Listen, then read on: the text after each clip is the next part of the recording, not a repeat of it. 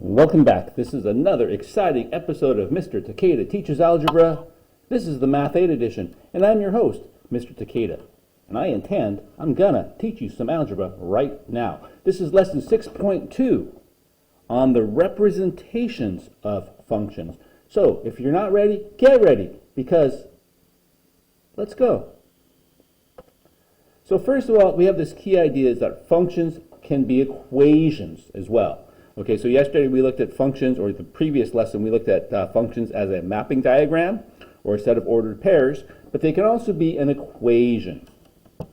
And we also described yesterday that the x values would be, we would kind of refer to those as the input, that we use that number and do math upon it. Do math on that number. And then the answer, or the result, we call the output.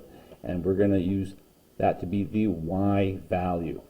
So in this case, here's this machine. It's a function machine. Y equals 3 times x. So if we put a negative 2 into this machine, pretend machine, we're going to multiply that by 3. So negative 2, we're going to multiply it by 3, and we get negative 6. So we have input, we have output, and we do some math on, we're doing math on the x, and the y is the result. All right? So we've got a couple other words we need to use.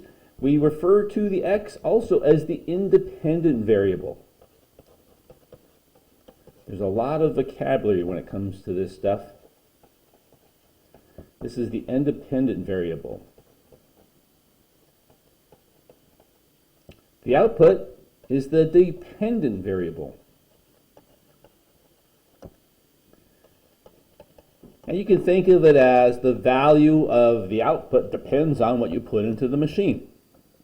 That's another way to think of it. So let's look at an example here. Example 1 says we're going to write a function rule for, they're going to give us an expression in English here. The output is 5 less than the input. All right, well, we know the output to be y. We know the input to be x.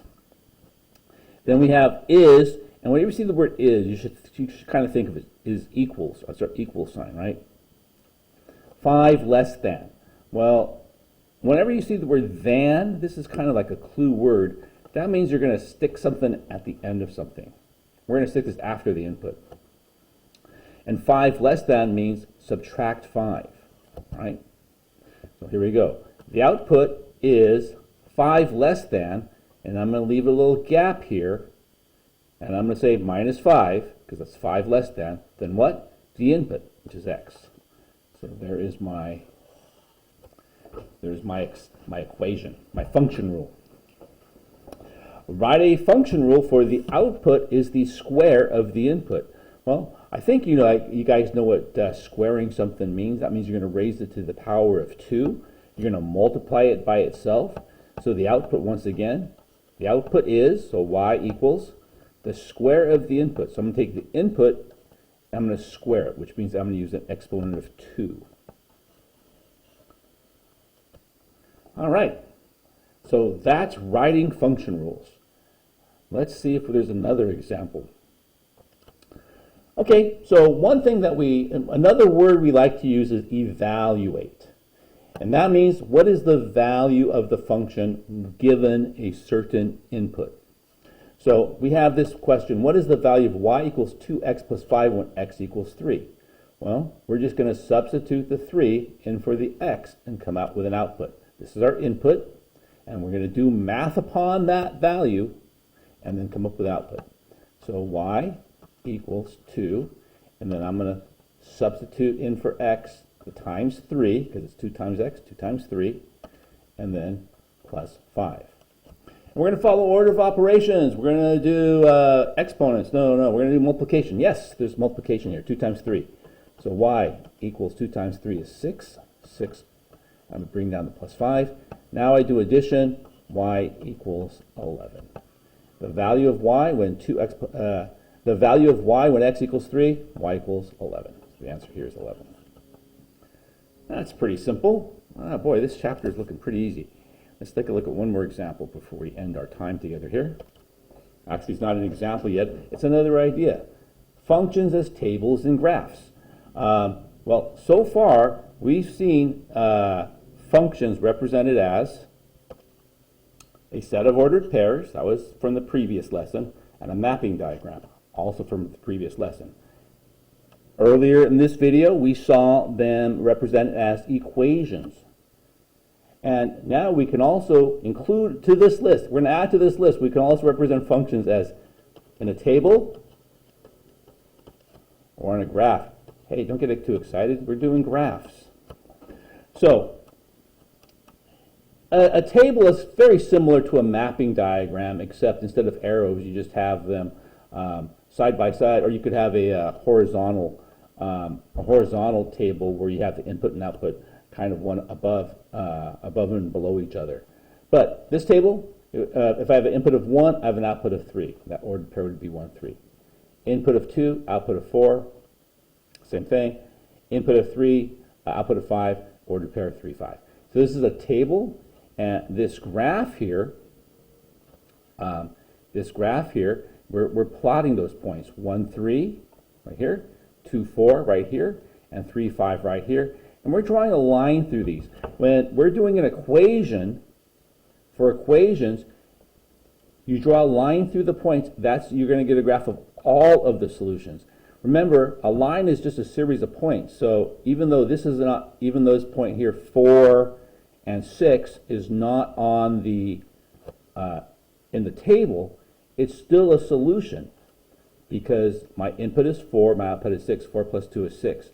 And I could, everything in between as well. So for instance, 2.5 and 4.5, right? 2.5 plus 2 is 4.5. Every point on here, every point on this line is a solution.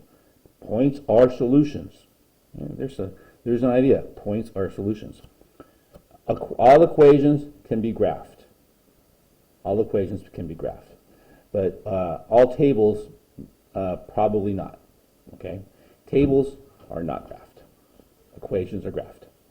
Okay, let's take a look at the final example here. Graph the function y equals negative 2x plus 1 using the inputs of negative 1, 0, 1, and 2. Okay, so make an input-output table.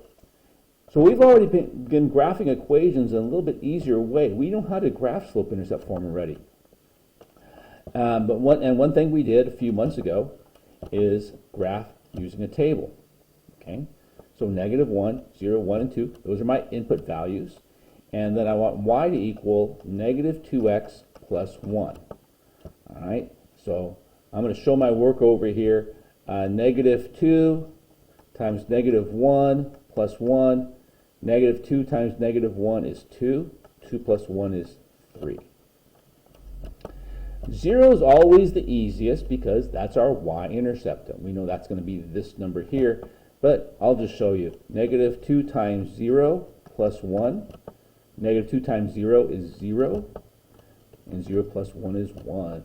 And again, if the input is 0, the plain number is going to be our output. For 1, negative 2 times 1 plus 1. Negative 2 times 1 is negative 2. Negative 2 plus 1, negative 1. And then finally, negative 2 times 2 plus 1. Negative 4 plus 1, negative 3. Okay, so there's I've got 4 points here. I'm going to graph those things here. Negative 1, 3. 0, 1. 1, negative 1. And 2, negative 3. Okay? Now, because this is an equation, I can go ahead and graph this.